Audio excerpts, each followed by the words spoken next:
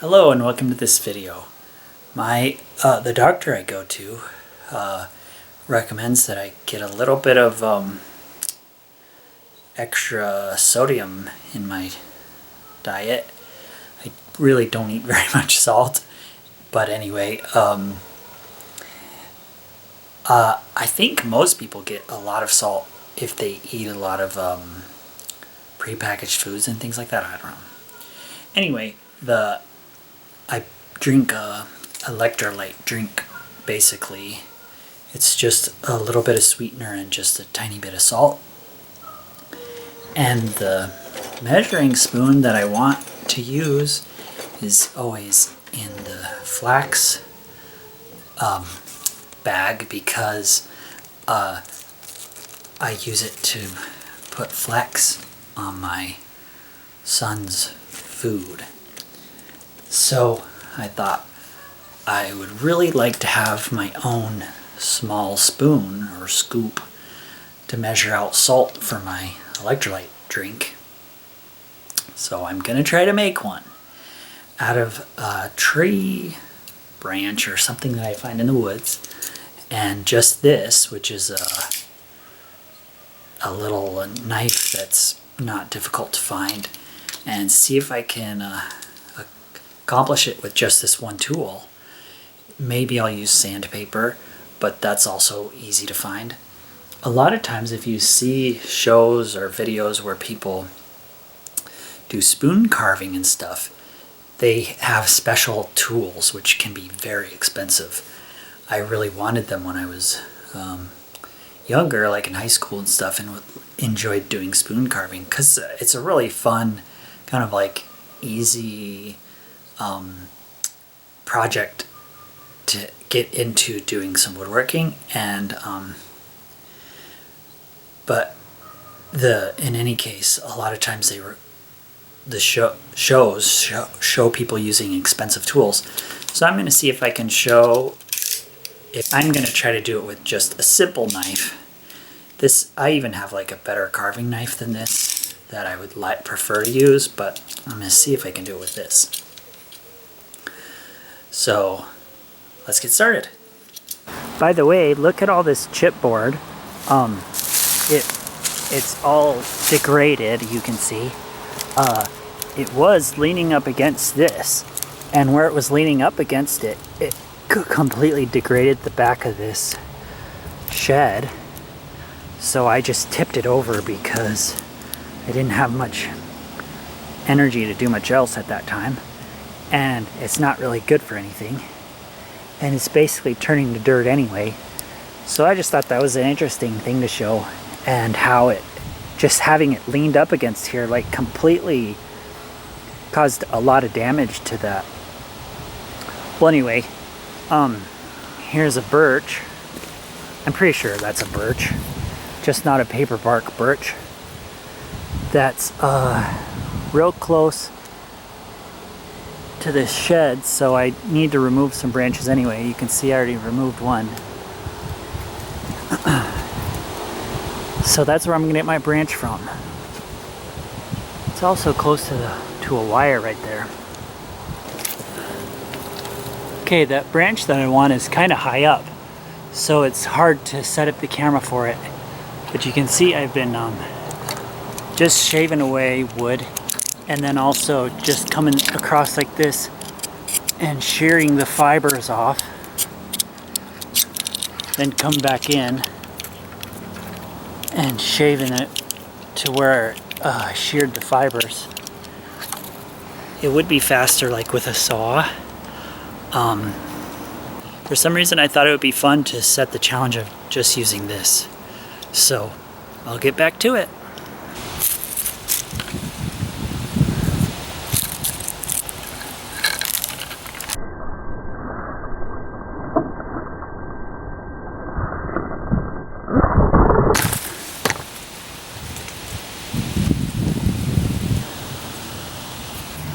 Okay, so next I'm gonna just cut this to length. So I'll probably go right about here. And then I can kind of give you a better view of the of the way that I did it up above. Sort of like you're chopping a tree, really. You just go back and forth and remove fibers.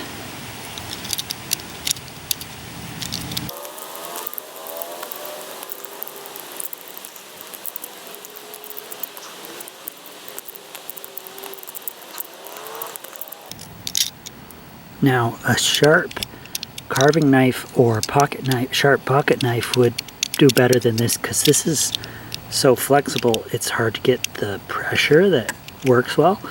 But after I've made like a pretty deep groove and it's not getting too much deeper very easily, I then move to the corners, either that corner or that corner, and then continue the process.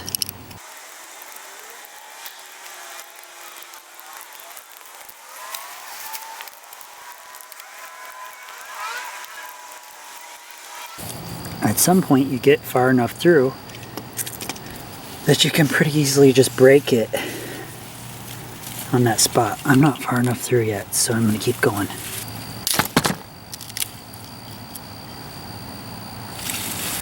Okay, so next I'm going to try to get it into a flat shape, which thankfully this works with the grain, so nice long strokes can remove a lot of material quickly. So if you had the tool, you could kind of chop at it with a small axe, or you could try splitting it with a thicker knife, but I'm just going to keep continuing this way.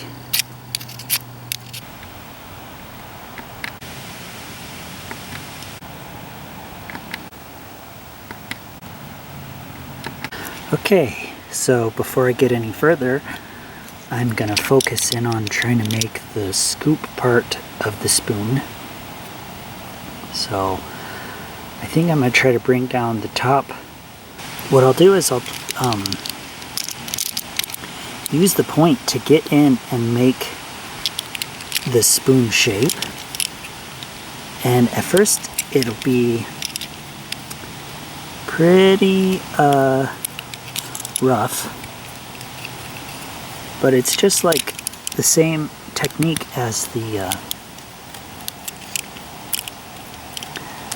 as chopping through. You just go one side then the other, one side then the other.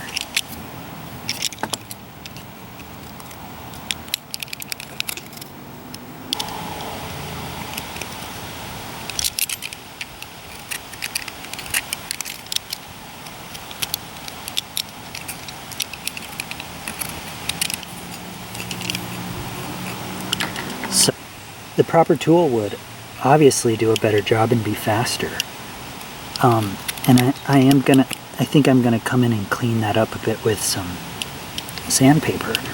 But some of those tools, like a spoon gouge, could be $30 or more, depending on what you get and the quality of the steel. And this is doing the job, even if it's not the same quality of work.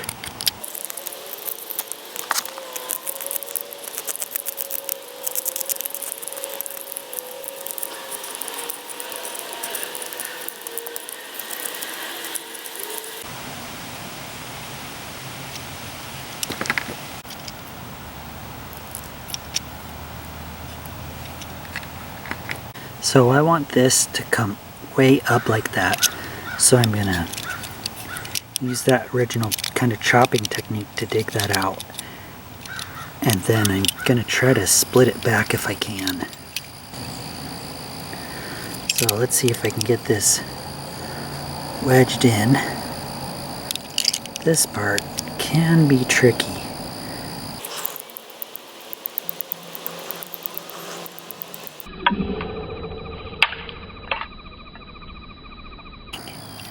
That's what I'm talking about.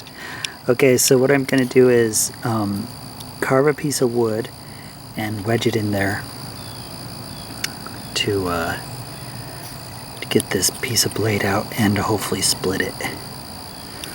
Okay, so here's my wedge. See if I can get it in there and see if I can avoid severing it from the rest of the tree. When your progress is slow, you try to avoid as much work as possible.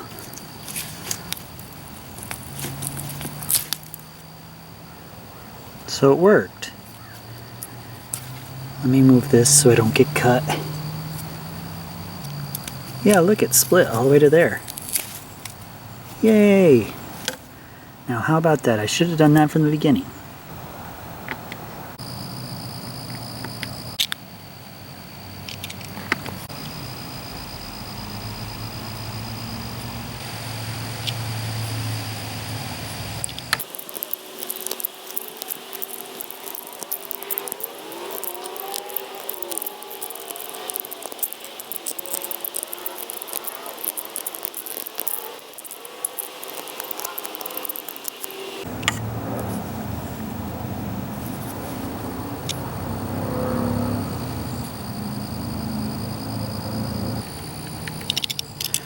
Practice, you can make very delicate cuts and really smooth out the shape. See, I'm barely removing any wood, but with that technique I can get a very smooth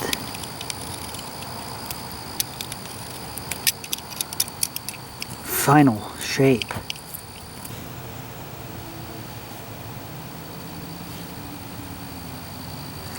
Okay, so if I couldn't find my sandpaper, otherwise I could have cleaned this all up quite a bit.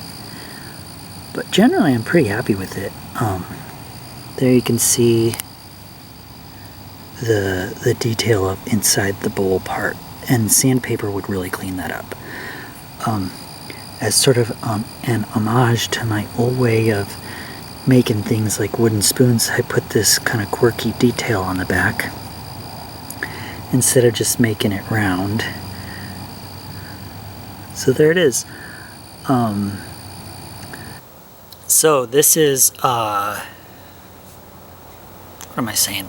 This is still green, so sanding, you know, it's better. Sanding works better on dry wood,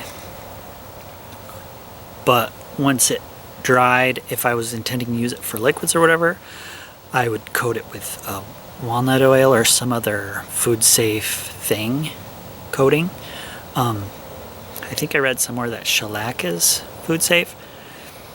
Anyway, if you do use a knife or tools to make anything ever, please be safe and follow recommended safety guidelines.